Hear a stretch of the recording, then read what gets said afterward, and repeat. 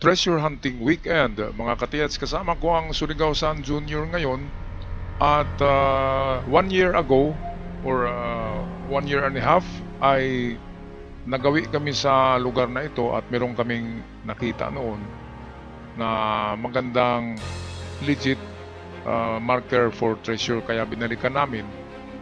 Sa pagkataon ngayon, sa time na ito ay kasama ko ang Pendulum Man tsaka yung Invisible Man. So tatlo kami dito. At ito, amin muli i-detect kung ganun pa rin na area.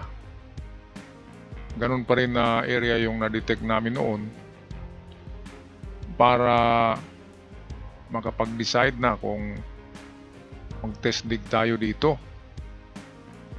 Okay, meron siyang malalim na rectangular hole sa harapan ng bato. Sa ibabaw nito ay meron ding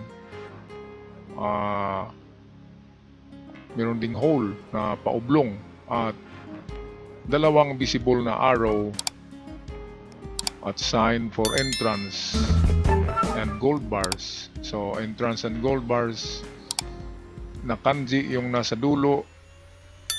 At ito ngayon ang ating ating i-follow kung saan nakaturo ang araw. Okay, nung una nito ay ginamitan ko na to lahat ng locator. Ginagamitan natin to ng locator noon na electronics.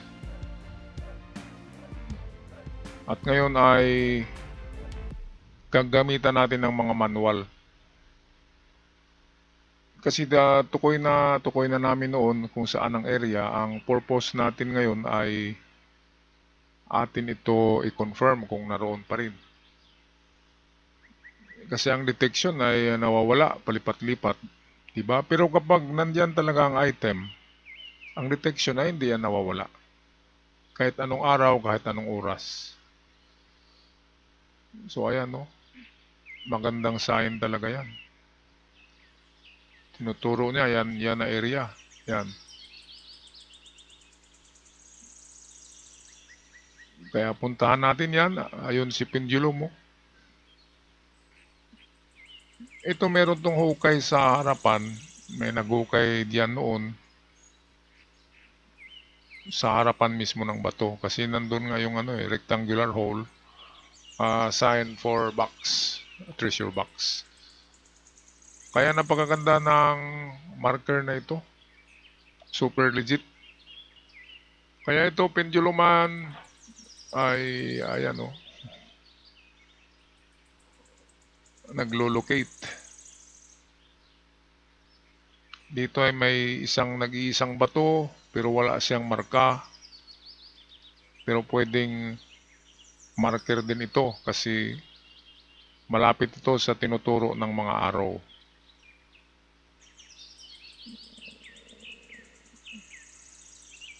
So dito,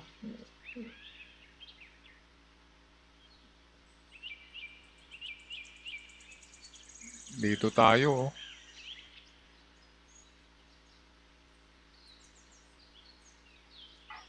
Merong remarkings sa niyog. Malapit dito ang turo ng arrow. Ang mga niyog ay may mga remarkings kapag may nakabaon na item. Kapag nabisita na yan ng mga mag-retrieve. Kasi may pinapadala kahit nga ngayong panahon na ito ay mayroon pa rin mga nag-remarkings na mga Hapon at mga Koreano pumupunta sa mga kabundukan at naglagay ng panibagong marka. Mga trail marker ang nilalagay nila para sa pagbalik ng retrieval, yung retrieval group ay madali na lang nilang hanapin, hindi na sila maghahanap pa, mag-analyze pa. Tukoy na ng mga mag-retrieve kung saan na lugar kasi nandyan ang mga remarkings. Kaya mayroong mga nagsabi na bago pa lang yung marka na yan eh. Siyempre, bago pa lang yung ano na yon sa niyog. Yung kanina, bago pa lang yun. Nasa siguro na mga 5 years. Ganun talaga ang remarkings kasi nga remarkings eh. Ayan o. So ito bago pa lang talaga to. Estimate ko mga 5 years. Karamihan ay nilalagay ito as a boundary marker ng may-ari ng lupa, pero hindi ito boundary, kaya katakataka bakit merong ganitong remarkings. Okay, dito.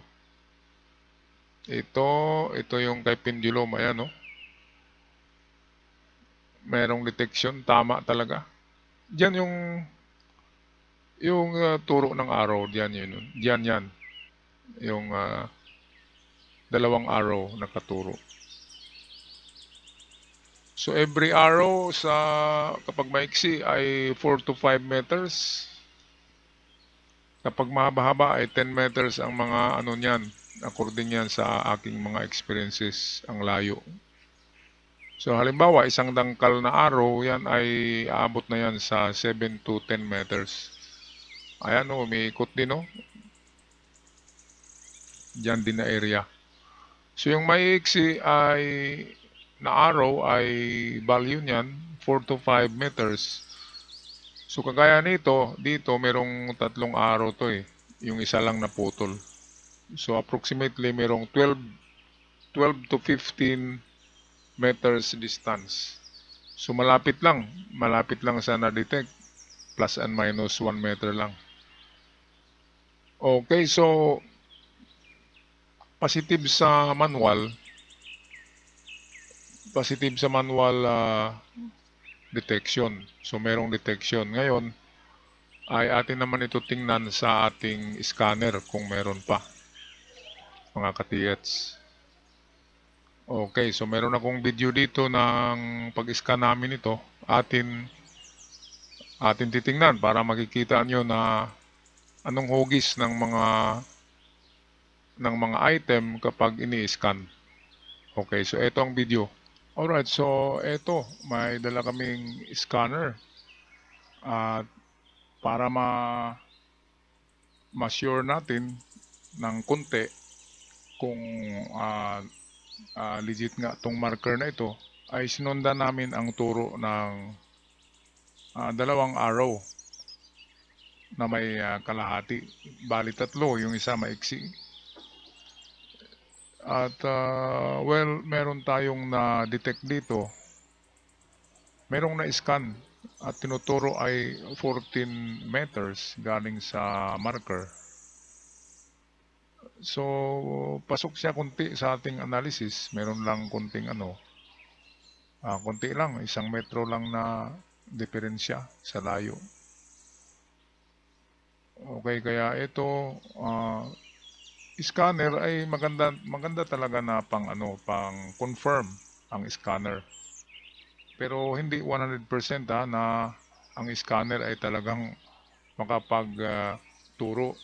Maliban na lamang kung mababaw lang mga giveaway ay kaagad niya ma-detect.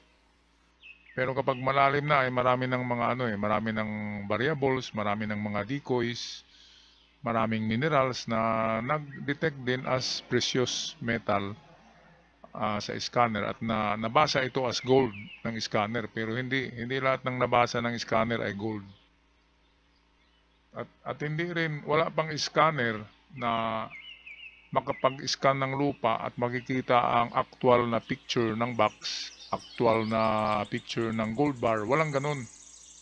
Ang mga scanner ay ganito talaga, yung kulay pula, yung kanyang ma-scan na object. At i-analyze pa rin yun. I-analyze pa rin yan into 3D.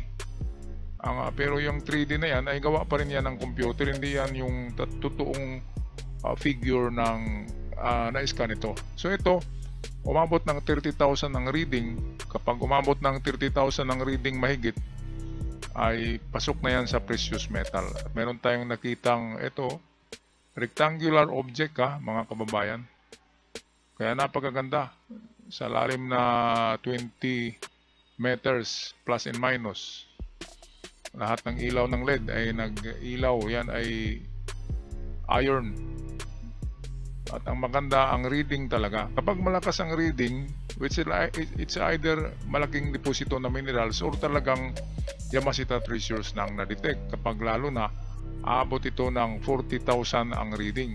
So ito ay 30 plus 30 plus ang reading. So pasok na pasok siya sa precious metal. Kaya pasalamat tayo at meron tayong gamit at na confirm din natin sa ating mga manual na kagamitan.